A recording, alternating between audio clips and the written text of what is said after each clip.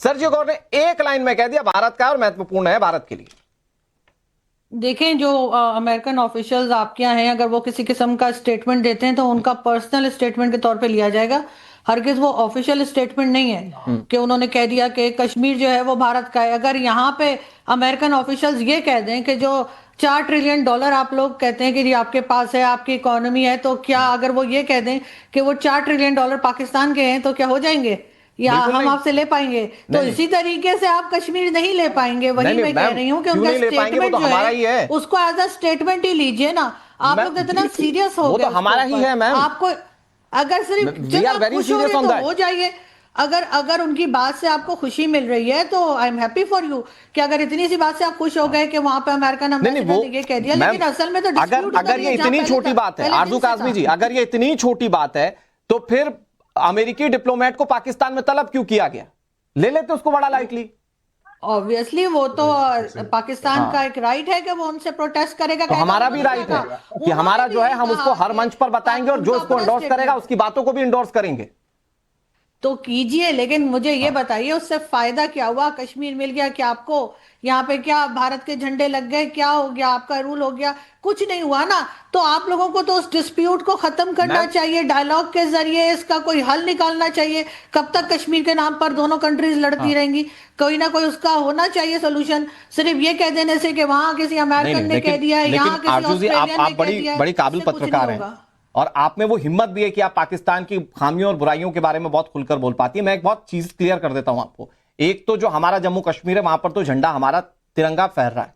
कभी मौका मिले तो आप तो यूट्यूब चलाती हैं, यूट्यूब पे देख लीजिएगा। पहला तो ये। दूसरा, ये पीओजेके के हालात क्या है आज? वहां भारत जिंदाबाद के नारे लगते हैं कि नहीं लगते हैं?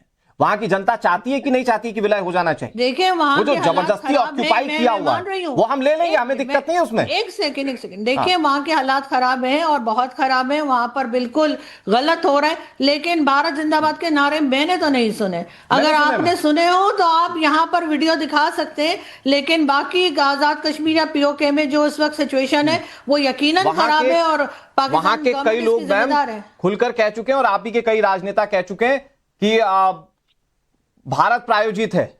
ये आप ही के कई राजनेता कह चुके हैं। खैर शैलेंद्र सर जवाब देने जल्दी से, उसके बाद में शुमाइला जी के पास जा रहा हूं। शैलेंद्र जी। नहीं, मैं सिर्फ एक छोटा सा करेक्शन करना चाहूंगा।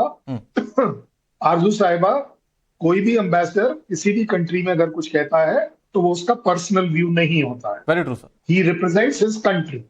बड़ी सीधी बात कर रहा हूँ मैं। ये पाकिस्तान नहीं है कि प्राइम मिनिस्टर की कोई वैल्यू नहीं हो, फॉरेन मिनिस्टर की कोई वैल्यू ना हो, किसी की कोई वैल्यू ना हो। लेकिन वर्ल्ड ऑर्डर ये कहता है। और मेजर नदीम क्योंकि डिप्लोमेसी पर काफी कुछ ज्यादा बता रहे थे, आप इनसे भी पूछ लीजिएगा। Ambassador do not give their own mind, they give their countries word. बड़ी सीधी सीधी बात कर। इसलिए कृपया कर जहां तक आप झंडे और डंडे की बात कर रही हैं, तो आप एक बात बता दीजिए, पीओजेके में इंडिया के तो नहीं लग रहे, पीओजेके में पाकिस्तान जिंदाबाद के डंडे और झंडे दिख रहे हो तो आप वो दिखा दीजिए। आपकी सुप्रीम कोर्ट में पीओजेके को लेकर आपके अटॉर्नी जनरल ने जब फाइल किया कि आपके लॉज वहां नहीं लगते हैं क्योंकि वो कंट्री, वो पार्ट आपका नहीं है, वो अलहदा पार्ट है, तो आप मेरे को वो दिखा दीजिए। आप मुझे दिखा दीजिए कि आपका वहां प्राइम मिनिस्टर क्यों है, वहां का एक प्रेसिडेंट क्यों है। अगर वो आपका इतना नतमस्तक है और सर ऑब्वियसली वो पाकिस्तान से अलग है और इसी वजह से आजाद कश्मीर कहते हैं, इसीलिए प्राइम मिनिस्टर प्रेसिडेंट अलग है, लेकिन उसका मतलब ये नहीं है कि वो भारत का हिस्सा है। आरजू जी खुद कह दिया कि वो भारत का है। खुद ही कह दिया, जब आपका पार्ट नहीं है। हम भी तो यही कह रहे हैं। और सर वहां पर पाकिस्तान के झंडे या पाकिस्तान के समर्थन में नारे दिखे ना दिखे, वो पाकिस्तान के जो जुल्मों सितम करने वाले, बंदूक लेकर आम लोगों पर गोली चलाने वाले, उसकी तस्वीर तो मैं दिखा दूंगा आपको आरजू जी। गर्भवती महिलाएं मरी है वहां पर, ये वहां की तस्वीर है और ये पाकिस्तान आर्मी का सच है।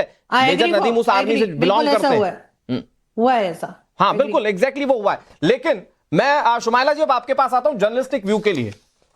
हमें यह भी तो भूलना नहीं चाहिए ना कि पाकिस्तान वो देश है जिसको सारे दूसरे देशों पर निर्भर रहना पड़ता है। और वो भी छोड़ दीजिए, आपके यहां तो शेख रशीद टाइप के भी पूर्व मंत्री है ना, जो कहते हैं कि मैं हाफिज सईद का गुलाम हूं।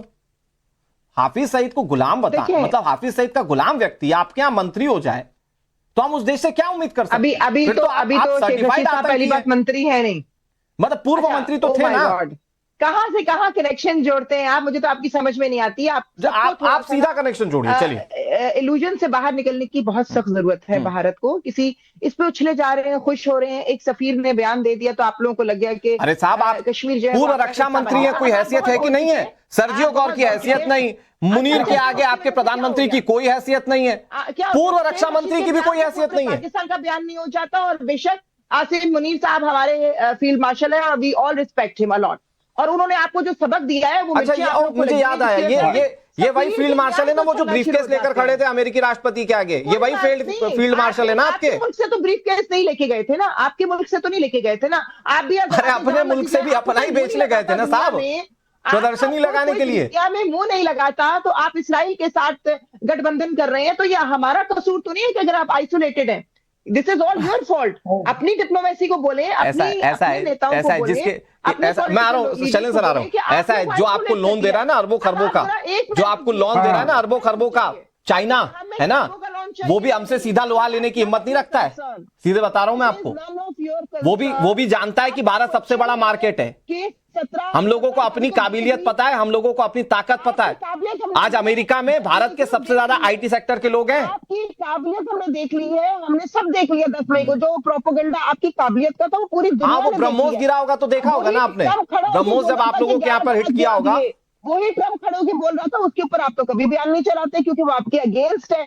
जो लीडर ऑफ द स्टेट बयान दे रहा है वो तो आप नहीं चला रहे। एक सफीर के बयान पे आप खुश हो रहे हैं तो जरूर खुश होइए, आपको इल्यूजन में रहने का शौक है, जरूर रहिए। देखिए, आपके इल्यूजन को दूर कर दिया सर्जियो गौर ने, आप इस बात को मत भूलिए। और हम लोगों ने 2 मैसेज बहुत क्लियर दिए। एक मिनट शुमाइला जी, एक चीज कह रहा हूं मैं, शुमाइला जी 2 मैसेज बहुत क्लियर है। शुमाइला जी मैं आपको आपकी जर्नलिस्टिक व्यू पर बात करता हूं, मेरी बात सुन लीजिए, मेरा सवाल सुन लीजिए, फिर जवाब दीजिएगा। मैं पूरा समय दूंगा, शैलेंद्र सर भी जवाब देना चाह रहे हैं। मैं आपको 2 चीजें कह रहा हूं। एक तो ये कि आज भारत ने आपके सामने एक बहुत क्लियर मैसेजिंग की है। मैसेजिंग ये कि हम आपको आपकी भाषा में जवाब देना अच्छे से जानते हैं, जो आपके पाक हाई कमीशन के बाहर हमने किया, ठीक है। दूसरा, सर्जियो गौर आपको आईना दिखा चुके। तीसरा, मैं पाकिस्तान की आपको असलियत बताता हूं। जब पाकिस्तान ने आतंकी हमले किए, हमने आपको बहुत मौके दिए।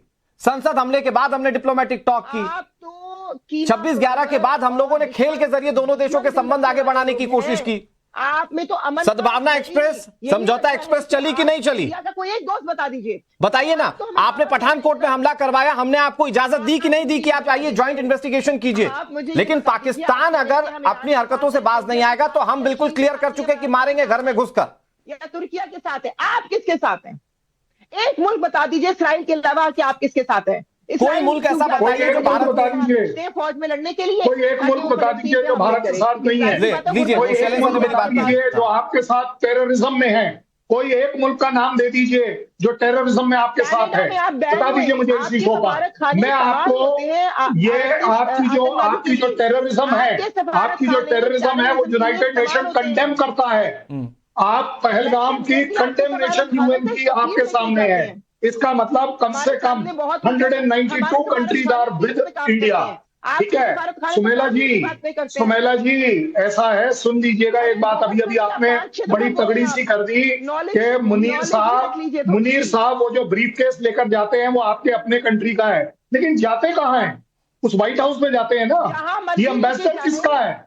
ये एम्बेसडर किसका है? उसी व्हाइट हाउस का है ना। आप बता दीजिए मुझे।